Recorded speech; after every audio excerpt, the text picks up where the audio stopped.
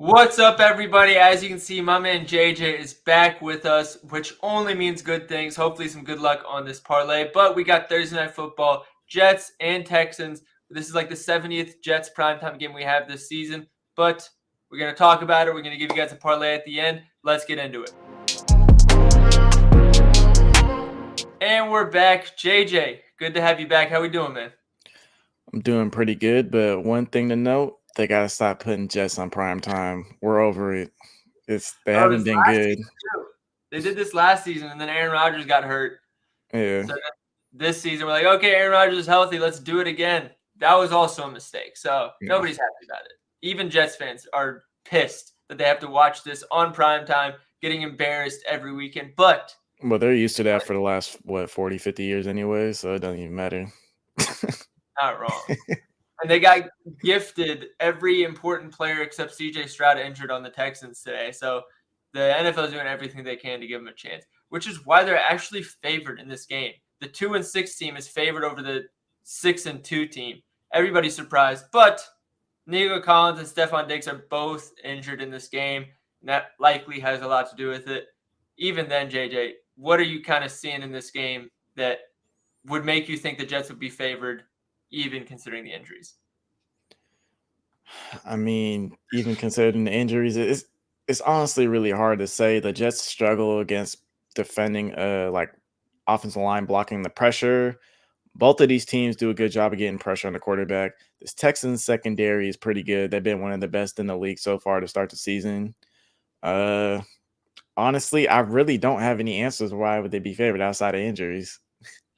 Dude, it's their pass rate over expected has gone up a lot since the new coach came in and Devontae Adams came in. And then at the same time, with the Texans injuries, I think Stroud has not looked as good since Nico Collins got injured. Still looked solid, but not the CJ Stroud we know and love. And now Diggs is out. Like, maybe they're just expecting Stroud to fall off a cliff without his two guys. But Tank Yeah. Dell's still there. Dalton Schultz is a very serviceable tight end. And they love Joe Mixon more than most moms love their own sons. So, I mean, I think the offense will be able to do enough as long as the defense does what we have seen them do a million times. Let's start with the run game. We know, because we've talked about it every week, because the Jets have a primetime game every week for us to make a video on, that the Jets' weak link in their defense is the run defense. So going against a Texans team that gives Mixon like 50 carries per game, not in their favor. However, it is a short week. Mixon just had like 25 carries the week before. So who knows how fresh he is and what his usage will look like. But it's a good matchup for the Houston run game. On the other side, I have no idea what the Jets run game is doing. They gave Brees Hall like 90% of the touches for the first two games since the coaching change. And Brees Hall looked like Brees Hall. He was doing great. Then last week, important divisional game, they pretty much split the carries 50-50, even when Brees Hall was doing significantly better than Braylon Hall. Braylon Hall was averaging like less than 3 yards per carry. Brees averaged like 8. So I don't know what they're doing there. If I was the coach, I'd say, yeah, let's give it to Brees Hall 20 times. However, I'm not the coach, and I have no idea what the actual coaches are thinking. So, JJ, I don't know if you want to shed light on any of that. Yeah, I mean, I have no idea. Maybe they're just testing out what they can do. Maybe they're thinking like a long-term plan, what they want to do. But outside of that, I have no idea. Personally, I think Brees Hall should be getting the touches here. There's going to be a lot of pressure, so that's going to equal more quick passes, and you want to get Brees Hall involved in the quick passing game here. So hopefully Brees Hall stays on the field a lot longer than last week. Agree. I mean, we need to just say this every week to make sure people are reminded, since the Jets don't show people enough. Brees Hall is a elite back in this league. His talent, his physicality, his vision, it's really up there with the best of them. And for some reason, the Jets don't want to give him all the work. I like Braylon Allen, but we're talking about Brees Hall here. So Yeah. go ahead and feed Brees. In the pass game, things get very murky for the Houston Texans side because, again, no Nico Collins, no Stephon Diggs. Tank Dell is going to be the lead wide receiver of this offense, which is fine. He's had a bit of a slower start to the season, and not just in terms of production, but put on the tape, it's a little different than last year.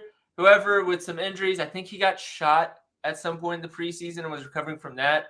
So it's not like a detriment to him. It's just shit happens. We're 9 weeks into the season now, so I'm hoping he's kind of washed all that off and he can be as good as we know he can be when he's the wide receiver one of the offense. However, they do have Dalton Schultz, who is a solid tight end. They don't use him too much. Like, he's never really the guy you're expecting 6-7 carries from, or not carries, receptions. But he's a real option in this offense. And after that, it gets really murky because then we got Robert Woods, Xavier Hutchinson, and John Mechie the third. And last game, we didn't get much of a viewpoint after Diggs went down. I think they ran like 6-7 pass plays after Diggs went down. So we didn't really get to see how the routes would be split. However, the way I'm kind of seeing it is Mechie and Hutchinson are going to split most of the snaps, and then Robert Woods will mix in a little bit as kind of like the extra wide receiver in any set that they need. Because I think he get back from injury just last week, or was last week the first time he played because he just wasn't getting snaps? Yeah, he wasn't getting very much Yeah. snaps. So yeah. I just know that he was not on the field. So I think we're gonna be looking for Xavier Hutchinson and John Mechie.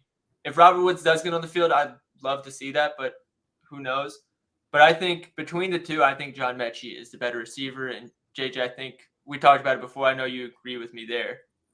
Yeah, I mean, we saw what kind of player he was coming out of college from Bama. They spent decent draft capital on him, but obviously he had to sit out that whole year because of the surgery and all that. Was it Answer. cancer? Yeah.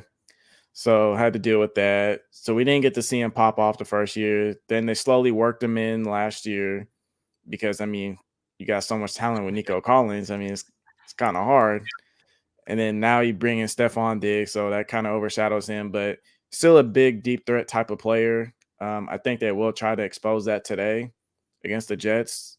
I think I said target the middle of the field and deep passes against the Jets. So that's definitely his forte right there. He definitely likes to be across the middle of the field. They tried to do that with him some against the Colts, so I think they attacked that again tonight. Yeah, man. And he had a decent amount of hype through preseason, by the way. Not as many people were focused on that because everybody wanted to know, okay, what's the deal with Mixon? What's the new deal with Diggs? They were the flashy new pieces. But John Mechie was getting a decent amount of hype through the preseason. Again, you talked about he was hyped up in the draft. He's coming from Bama. We know the pedigree of Bama receivers. So if anybody's going to step up, I think it's going to be Mechie. Yeah. Now for the Jets. Where the fuck do we begin? Adams is gonna get targeted a lot. Just to simplify it, Aaron Rodgers, he's gonna have a go-to receiver. He's gonna get pressured. He's probably gonna lean on Devontae Adams here. I mean, that's always been his go-to, and so far that's been the go-to in the last 2 games since he's been active here on this roster. 25% targets per route run, 1.33 yards per route run, and a 50% targets per route run. Granted, that's only about 13 routes run, but they've all the top 4 players have run about 12, 13 routes against pressure the last 2 games. So not a crazy sample size, but I mean, it kind of confirms our priors that Adams is that guy that he wants to target. I mean, 15 targets through the first 2 weeks when you first get there. We knew that they had the connection coming in from the Packers days, but it's clear that they're trying to get Adams as involved as possible because he's their only new piece that can potentially unlock something that they haven't unlocked yet. It's not going to be Braylon Allen. It's not going to be Breece Hall. Garrett Wilson will do his thing, but that's not enough. Allen Lazard is cool, but he's not going to break open a game for the most part. And then at least you shouldn't be depending on that. And Conklin's currently averaging negative ADOT since Adams showed up. So it's really, there's a lot on the shoulders of just Adams succeeding. 3 weeks in now, we know he didn't play for 3 weeks before he got to the Jets. And then now he has to establish himself in a new team in terms of just like getting used to that locker room and that offensive alignment and that play scheme. So I wouldn't be surprised if we see this as the week where it's okay, 9 targets, 7 catches, 80 yards, whatever. But also this Jets offense is so poorly constructed, both allowing pressure, the play calling, I don't quite understand, the usage of their players, I don't understand. That, again, I know what I would do if I was the coach. I know how I would analyze this matchup. I don't trust these coaches to responsibly put together a game plan because we have yet to actually see them do that. So Wilson has benefited a lot off of Adams coming, just a lot less pressure on him. The routes that he wins, he's being a lot more open now. So the pass game opens up a lot. The main issue now is Alan Lazard is injured. Garrett Wilson's going to get a lot of snaps from the slot, which he's significantly better against. And then Mike Williams is going to go to the outside rather than Lazard and Wilson splitting between the outside and the slot. Usually that's what they were doing. So now I think we'll see a lot more Garrett Wilson in the slot, which he's way better in. And more Mike Williams snaps. Who knows if Aaron Rodgers is going to throw it to Mike Williams because apparently he hates the guy. But that's how I'm seeing everything split up. I really do think the usage in this Jets offense could go a million different ways. So personally, I'm going to stay away from playing the Wilson, Adams, Braylon Allen, Breece Hall game. The one thing that I think we can target very confidently is fading Tyler Conklin. Every tight end against the Jets or against the Texans has shit the bed except for 2-3-ish with Hunter Henry, Cole Kmet, and Dalton Kincaid. The difference between those three and Tyler Conklin is pretty much always with the offensive line. He's never running routes from the slot, in motion, any of that. Those three take majority of their snaps in those positions. So if you eliminate those snaps, the Texans are literally elite at not allowing yards to that position. You mix in the fact that, again, Conklin's ADOT has been negative since Adams showed up, and it's not a good picture for him. Yeah, and I think with the pressure this offensive line is going to see, he's definitely going to have to help block today. I think at the very least, he's going to have to chip block, which is going to slow his routes down. And I mean, Houston has been pretty solid against the short game area, which typically is going to be what happens when you chip block. You know, either you're going to run a little hitch or you're going to run towards the sideline. So, yeah, I don't think it's going to really favor him today.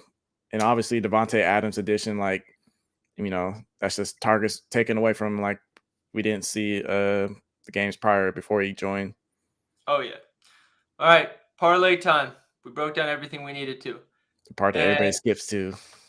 Yeah, well, welcome into the video, everybody. We know you skipped to this point, so we hope you guys enjoyed the parlay. We hope you're tailing it. The first leg, we're taking the under 42.5. Primetime unders is always a good system, but one, I think this line is high anyways. I was expecting this in the high 30s. They both have solid defenses, and if any side's going to score, I think it would be more Houston, but with the injuries that they have, I don't really trust them again. And once the field gets shorter, so the line's already high. And two, the referee in this game, the under is actually 85-47 record between the weeks of 3 and games where it's between the weeks of 3 and 17. So a referee that for whatever reason games love to go under against him. To a good offensive team with injuries, one offensive team going against a great defense, and that offense has a bunch of just disorganization. 42.5 is a bit of a high line. I think they're showing a little too much respect to those offenses, not enough to those defenses. Under 42.5 is the first leg. The next one, Tyler Conklin, under 24.5 receiving yards. Again, the only tight ends who have had the slightest bit of success against this offense have been ones that line up in the slot. Tyler Conklin doesn't do that. His under is in a great spot, especially considering the Adams addition has absolutely tanked his usage. And lastly, John Mechie, over 20.5 receiving yards. He should get good work today or good usage today. He is a good receiver. This line is really low against a defense that is good overall, but some of their passing weaknesses fit perfectly into his game. I think it makes sense for the Texans to use him. So, plus 537 on FanDuel without the boost. With the boost, it's plus 697. And let me put a full unit on it. That was the max they let me put. So, we put a full unit, 100 to win $798. Make sure you show love, talent, like, subscribe. JJ, it was good to have you back with us and for all the future videos. I know everybody that's watching is happy to see it too. So make sure you like and subscribe, and we'll see you guys on the next video.